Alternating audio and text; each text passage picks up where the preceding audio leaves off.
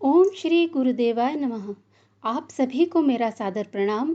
आज हम परम पूज्य गुरुदेव जी द्वारा रचित हमारी वसीयत और विरासत कृति के 14वें अध्याय का अध्ययन करने वाले हैं, जिसका नाम है उपासना का सही स्वरूप।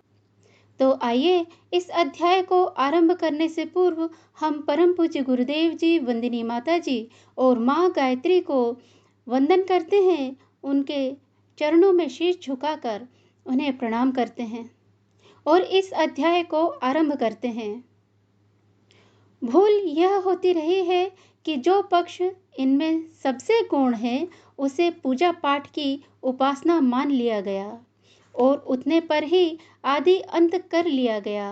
पूजा का अर्थ है हाथों तथा वस्तुओं द्वारा की गई मनुहार, दिए गए छुटपुट उपचार उपहार।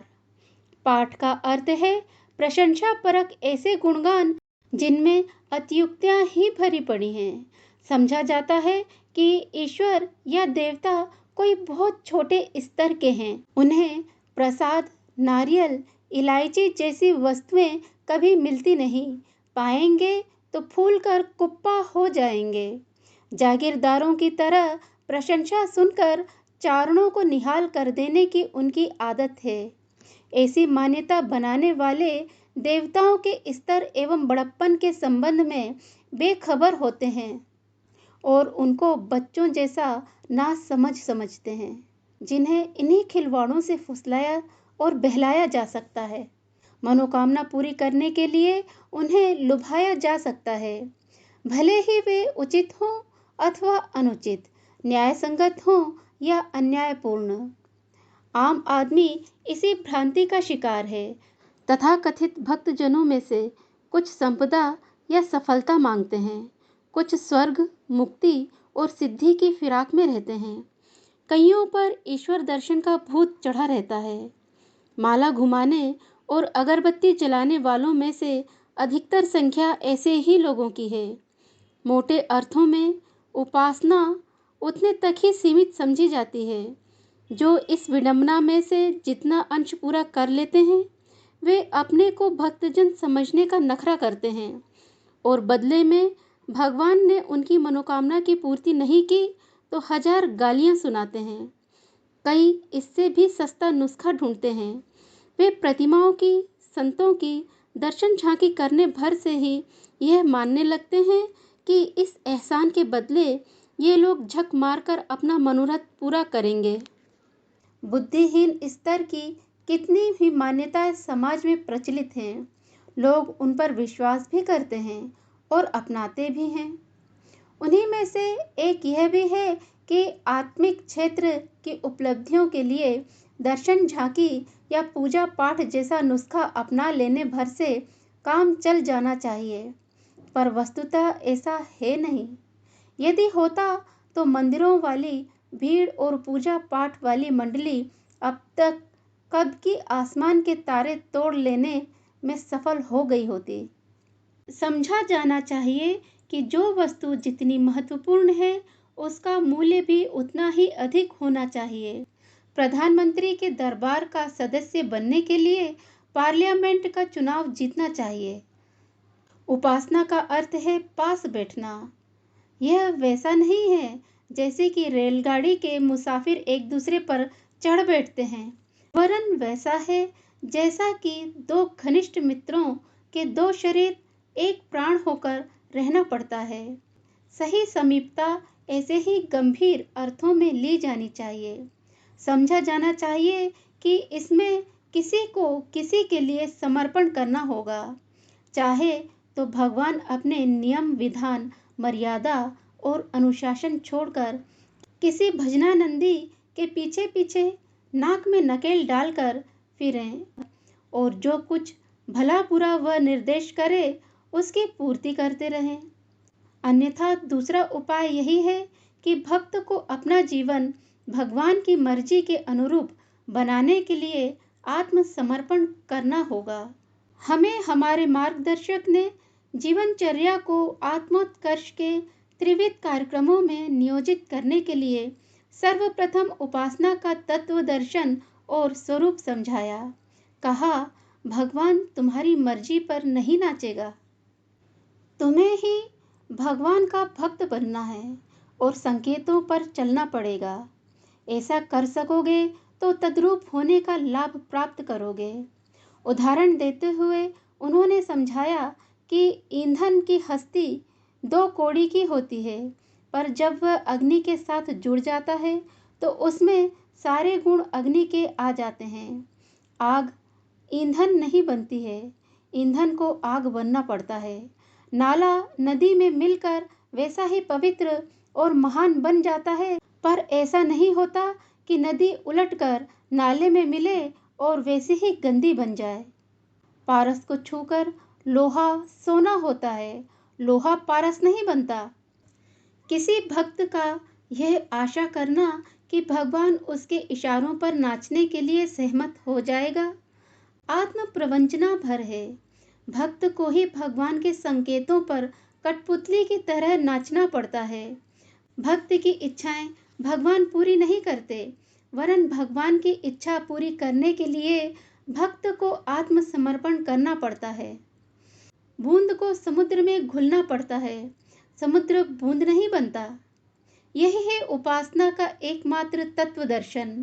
जो भगवान के समीप बैठना चाहे वह उसका निर्देश अनुशासन स्वीकार करे, उसी का अनुयायी सहयोगी बने। हमें ऐसा ही करना पड़ा है। भगवान की उपासना, गायत्री माता का जप और सविता पिता का ध्यान करते रहे। भावना एक ही रखी है कि श्रवण कुमार की तरह आप दोनों को तीर्थ यात्रा कराने के आदर्श का परिपालन करेंगे। आपसे कुछ मांगेंगे नहीं, आपके सच्चे पुत्र कहला सकें ऐसा व्यक्तित्व ढालेंगे। आपकी निकृष्ट संतान जैसी बदनामी नहीं होने देंगे। ध्यान की सुविधा के लिए गायत्री को माता और सविता को पिता माना तो सही, पर साथ ही यह भी अनुभव किया कि वे सर्वव्यापक और सूक्ष्म हैं। इसी मान्यता के कारण उनको अपने रोम में और उनको अपनी हर तरंग में घुला सकना संभव हो सका। मिलन का आनंद इससे कम में आता ही नहीं। यदि उन्हें व्यक्ति विशेष माना होता तो दोनों के मध्य अंतर बना ही रहता और चलकर आत्मसात होने की अनुभूति होने में बाधा ही बनी रहती। अभ्यास के लिए आरंभिक चरणों में अपने को बेल, भगवान को वृक्ष मानकर उनके साथ लिपटते हुए उतनी ही ऊंचाई तक जा पहुंचने की मान्यता ठीक है। इसी प्रकार अपने को वंशी और भगवान को वादक मानकर उनके द्वारा अनुशासित, अनुप्रमाणित किए जाने का ध्यान भी सुविधाजनक जान पड़ता है। बच्चे के हाथ में डोरी और उसके इशारे पर पतंग के आकाश तक उड़ जाने का ध्यान भी उत्साहवर्धक है। यह तीनों ही ध्यान हमने समय समय पर किए हैं और उनसे उत्साहवर्धक अनुभूतियां प्राप्त की हैं, पर सबसे सुखद और प्राणवान अनुभूति एकाकार अनुभव में हुई है। पतंगे का दीपक पर आत्मसमर्पण करना, पत्नी का पति के हाथों अपना शरीर, मन और धन वैभव सौंप देना भक्त को भगवान के साथ तादात्म्य मिलाने का एक अच्छा अनुभव है। उपासना काल में इन्हीं कृत्यों को अपनाते हुए जप और ध्यान की प्रक्रिया पूरी करते रहा गया है। हमारी उपासना क्रिया प्रधान नहीं, श्रद्धा प्रधान रही है। निर्धारित जप संख्या को पूरा करने का अनुशासन कठोरता पूर्वक पाला गया है। प्रातः 1 बजे उठ बैठने और निर्धारित संकल्प को पूरा करने में कभी कदाचित ही आपत्ति काल में भूल हुई हो, जो कमी पड़ी है उसमें अगले दिन पूर्ति कर ली गई, उपेक्षा में नहीं डाला गया। इतने पर भी उस अवधि में भावनाओं से ओतप्रोत रहने की मन स्थिति बनाए रहने का अभ्यास किया गया है और वह सफल भी होता रहा है। समर्पण, एकता, एकात्मता, अद्वैत की भावना का अभ्यास आरंभ में कल्पना के रूप में किया गया था, पीछे वह मान्यता बन गई और अंत में अनुभूति प्रतीत होने लगी। गायत्री माता की सत्ता कारण शरीर में श्रद्धा, सूक्ष्म शरीर में प्रज्ञा और स्थूल शरीर में निष्ठा बनकर प्रकट होने लगी। यह मात्र कल्पना ही तो नहीं है, इसके लिए बार बार कठोर आत्म परीक्षण किया जाता रहा। देखा कि आदर्श जीवन के प्रति, समष्टि के प्रति अपनी श्रद्धा बढ़ रही है या नहीं। इनके लिए प्रलोभनों और दबावों से इनकार कर सकने की स्थिति है या नहीं। समय समय पर घटनाओं के साथ जोड़कर भी परख की गई और पाया कि भावना परिपक्व हो गई है। उसने अपना स्वस्थ साधन श्रद्धा का वैसा ही बना लिया है जैसा कि ऋषि कल्प साधक बनाया करते थे। गायत्री माता मात्र स्त्री शक्ति के रूप में छवि दिखाती हैं, अब प्रज्ञा बनकर विचार संस्थान पर आच्छादित हो चली। इसका जितना बन पड़ा विश्लेषण किया जाता रहा। अनेक प्रसंगों पर हमने परखा भी है कि समझदारी, जिम्मेदारी, बहादुरी के रूप में प्रज्ञा का समन्वय आत्मचेतना की गहराई तक हुआ या नहीं। यदि पक्षपात की चूक ना हुई हो तो प्रतीत होता रहा है कि भाव चेतना में प्रज्ञा के रूप में गायत्री माता का अवतरण हुआ है और उनकी उपासना, ध्यान धारणा फलवती हो चली है। मान्यता का गुण, कर्म, स्वभाव में परिवर्तन होना, यही तो उपासनात्मक धारणा की परख है। त्रिपदा गायत्री का तीसरा स्वरूप है निष्ठा, अर्थात संकल्प, धैर्य, साहस, पराक्रम, तप, कष्ट सहन। जिस प्रकार आवे से निकले बर्तन को उंगली से ठोंक ठोंक कर देखा जाता है कि यह फूटा तो नहीं है, उसी प्रकार प्रलोभन और भय के प्रसंगों पर दृढ़ता डगमगाई तो नहीं। यह क्रिया और भावना की दृष्टि से जांच पड़ताल की जाती रही। पाया कि प्रगति रुकी नहीं है, हर कदम क्रमशः आगे ही बढ़ता रहा है। सविता का तेजस ब्रह्मवर्चस कहलाता है। उसी को ओजस, तेजस, मनस, वर्चस कहते हैं। पवित्रता, प्रखरता और प्रतिभा के रूप में इसका प्रत्यक्ष परिचय मिलता है। सविता के आलोक के स्थूल, सूक्ष्म और कारण शरीर प्रवेश की विधि पहले ही ऐसा अनुभव कराती रही कि शरीर में बल, मस्तिष्क में ज्ञान और हृदय में भाव, साहस भर रही है। पीछे अनुभव होने लगा कि अपनी समूची सत्ता ही अग्निपिंड के, ज्योतिपिंड के समान बन गई है। नस नस में, कण कण में अमृत व्याप्त हो रहा है। सोमरस पान जैसी तृप्ति, तुष्टि, शांति का आनंद मिल रहा है। संक्षेप में यही है हमारी 4 घंटा नित्य की नियमित उपासना का उपक्रम। यह समय ऐसी अच्छी तरह कटता रहा है मानो आधे घंटे में ही समाप्त हो गया। कभी न ऊब आई, न थकान, न जमाई। हर घड़ी नसों में आनंद का संचार और ब्रह्म सानिध्य का अनुभव होता रहा। यह सहज, सरल, स्वाभाविक प्रक्रिया चलती रही है। ना कभी गणना करनी पड़ी, ना कभी गर्व हुआ, ना प्रयास की उपेक्षा मन में उठी। जिस प्रकार दिनचर्या के अन्य कार्य सहज सरल हो जाते हैं, उसी प्रकार भगवान के पास बैठना भी एक ऐसा कार्य है जिसे किए बिना अब हमारे लिए एक दिन बिताना तक संभव नहीं है।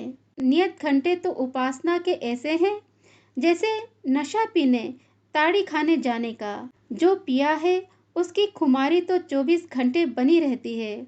अपने को भगवान में और भगवान को अपने में अनुभव करते हुए क्षण गुजरते रहते हैं।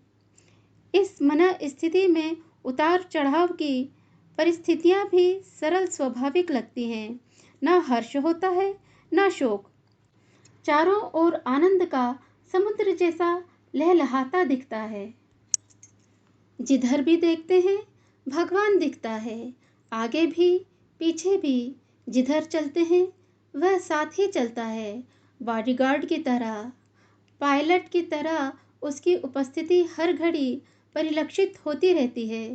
समुद्र तो बूंद नहीं बन सकता, पर बूंद के समुद्र बन जाने की अनुभूति में अब कोई संदेह भी नहीं रह गया है। उसकी उपस्थिति में न निश्चिंतता की कमी है, न निर्भयता की। आत्मा को परमात्मा से मिला देने वाली जिस श्रद्धा को लंबे जीवन काल में संजोया गया है, वह अब साक्षात भगवती की तरह अपनी उपस्थिति का अनुभव और परिचय देती रहती है। तो आज के लिए केवल इतना ही।